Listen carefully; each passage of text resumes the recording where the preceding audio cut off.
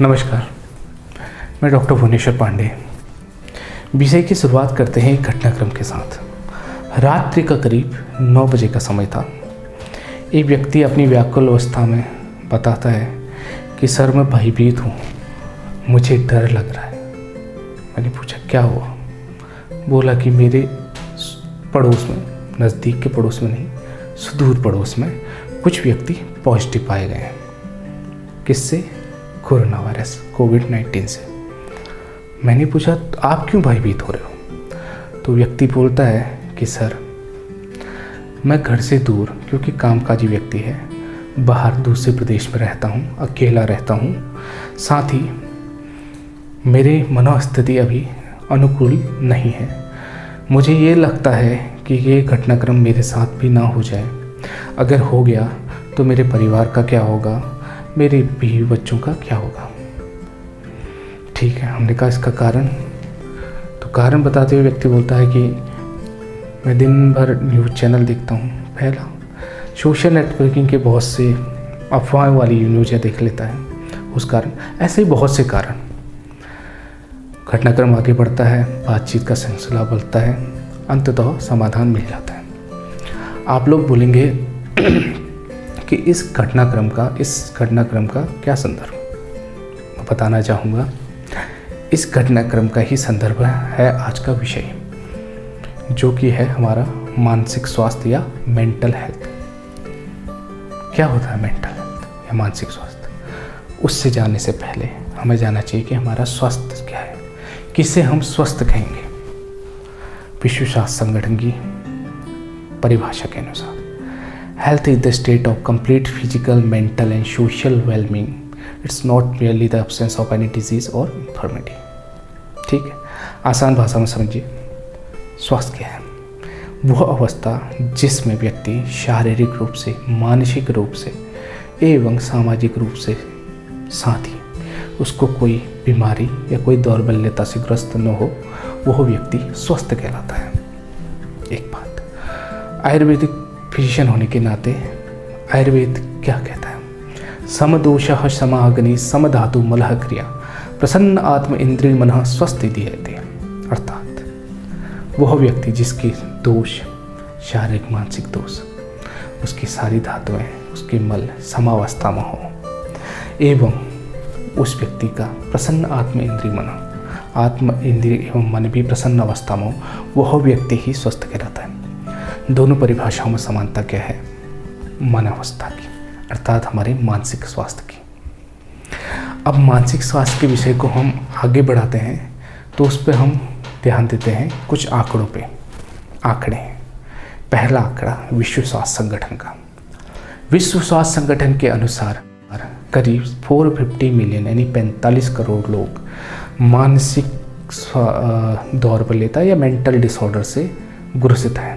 उसके अंदर सारी डिजीज़ आ गई, सारे रोग आ गए। दूसरा आंकड़ा, करीब 1 मिलियन यानी कि 10 लाख व्यक्ति प्रतिवर्ष आत्महत्या या सुसाइड करते हैं।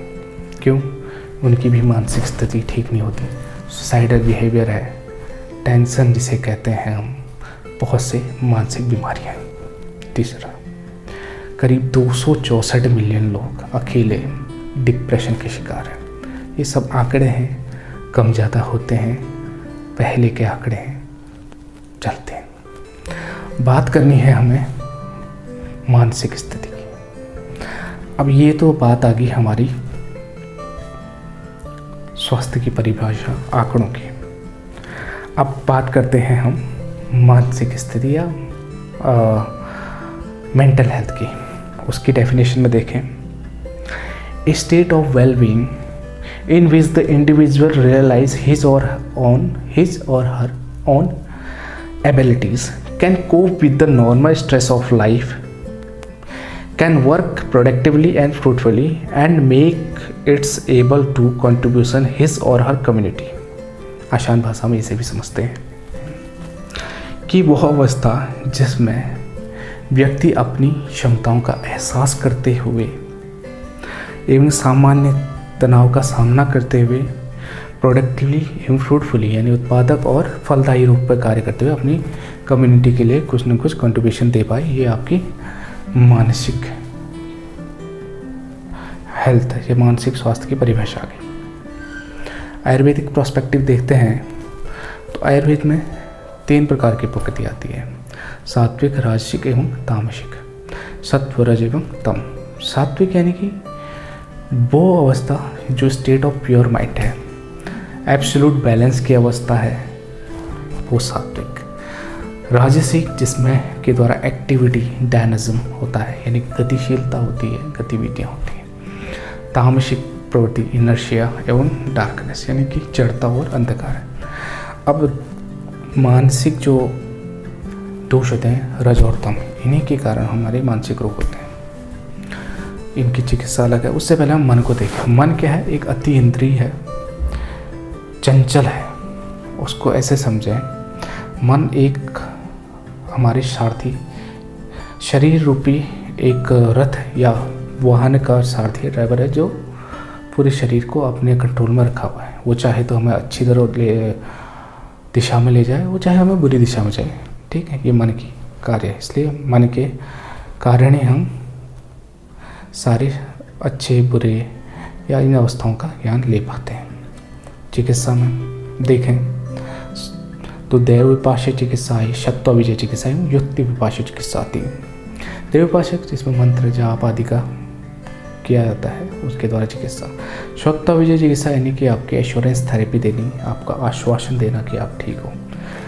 तीसरी आती है युक्ति विपाश्य चिकित्सा, यानी कि मेडिकेशंस, थेरेपीज, ये सब, जिसमें दवाओं का प्रयोग। अगर पूर्वान्ह में जिस घटनाक्रम का वर्णन किया था, उस पर भी सत्व विजय चिकित्सा का ही प्रयोग किया जाता है, यानी कि उस व्यक्ति को आश्वासन या एश्योरेंस थेरेपी दी गई थी, जिस कारण वो सही हो गया।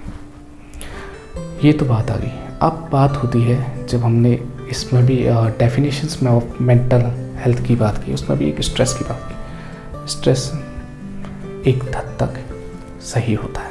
उदाहरण के तौर पे सोचिए, आपको किसी कार्य को करने को दिया गया, आपने थोड़ा स्ट्रेस लिया, वो कार्य एक अच्छे तौर पे आपके सम्मुख कंप्लीट हुआ, वो एक पॉजिटिव स्ट्रेस है, उससे आपकी ग्रोथ अच्छी होगी, या आपके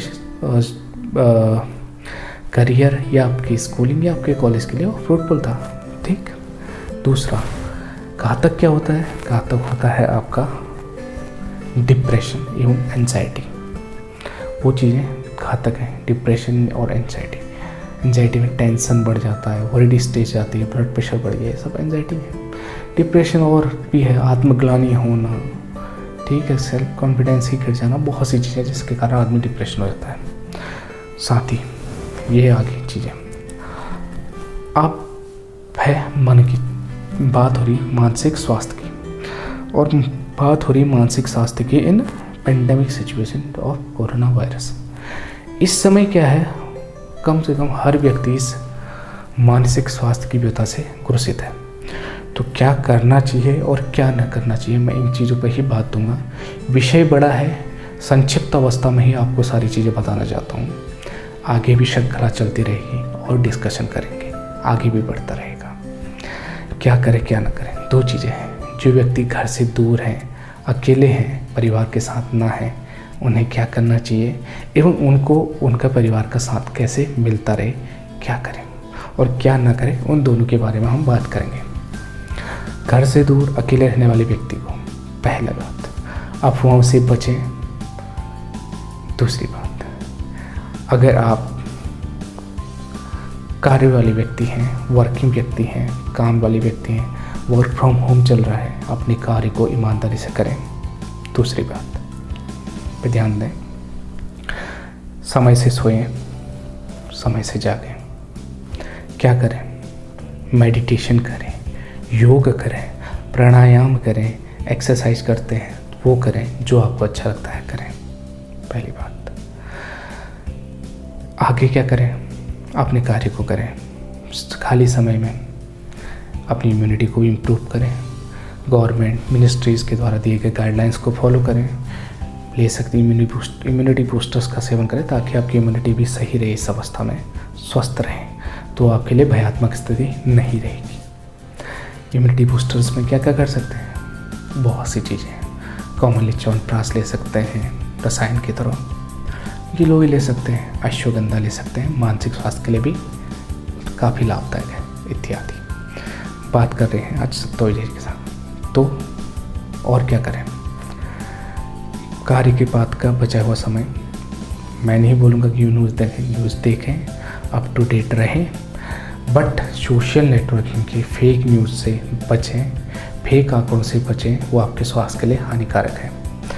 और क्या कर सकते हैं आप आपके खाली समय पे? सबसे बड़ी चीज़, मैं आपको एक चीज़ बताऊंगा, किसी भी मेंटल हेल्थ के आपके रिलेशंस को ठीक करने की सबसे बड़ी ट्रीटमेंट है आपका विचार विमर्श से आपका डिस्कशन करना। अगर आप लोग डिस्कशन कर सकते हैं तो आपकी काफ़ी समस्याएं सही हो जाती हैं। उदाहरण के लिए देखिए, दो व्यक्ति हैं, चाहे वो पति पत्नी हो, प्रेमी प्रेमिकाएं हों या कोई भी व्यक्ति हो, अगर आप पे किसी मिसअंडरस्टैंडिंग के कारण आपके रिलेशन में खराबी आती है, अगर आप उसको उसी टाइम पे डिस्कस कर लें, ना कि तीसरे व्यक्ति के पास जाके डिस्कस करें और आपस में बातचीत ना करें, तो घटना आपके उसी विचार विमर्श के समय ही सुलझ सकती है। लड़ना भी ज़रूरी है। घर पे जो लोगों के बीच खट्टी मीठी लड़ाइयाँ हो रही हैं वो भी ज़रूरी है, उससे आपके रिश्ते मजबूत होते हैं। अब जो व्यक्ति घर के बाहर हैं वो क्या कर रहे हैं? यही समय है अच्छा अपने रिश्तों को सुधारने का। अपने माता पिता के साथ बात करें। जो समय आप बच्चों को नहीं दे पाते थे, अगर शादीशुदा हैं उन्हें समय दें, उनके साथ बातें करें, खुल के बातें करें, डिस्कशंस करें। मन भी हल्का होगा, शरीर भी सही रहेगा, मानसिक तौर पे भी स्वस्थ रहेंगे। तो चलिए अगली और क्या कर सकते हैं? और कर सकते हैं, अगर आपको गाना गाने का शौकीन है गाना गाइए, खाना बनाने का शौकीन है खाना है। जो भी विविध कलाएँ हैं, स्पर्धाएँ हैं, वो आप अपनी शो कीजिए, परिवार के साथ साझा कीजिए, दोस्तों के साथ साझा कीजिए, खुश रहिए। और क्या कर सकते हैं? खुश रहने के बहुत से तरीके हैं। अपने रिश्तों को अपने दोस्तों के साथ मजबूती तौर पे मजबूत करने का भी यह एक उचित समय है। डिस्कशन कीजिए, पुराने मतभेदों को भुलाइए और आप अपने जो पुरानी गलतियाँ हैं उन्हें भी सुधार सकते हैं। आगे क्या ना करें? क्या ना करें? नशा। बहुत से लोगों को लगता है कि भाई अब इस चीज़ से बचने का मेरे पास एक ही चीज़ है, वो है नशा। चाहे वो शराब, अल्कोहल हो, ड्रग्स हो या कुछ भी एडिक्शंस हो।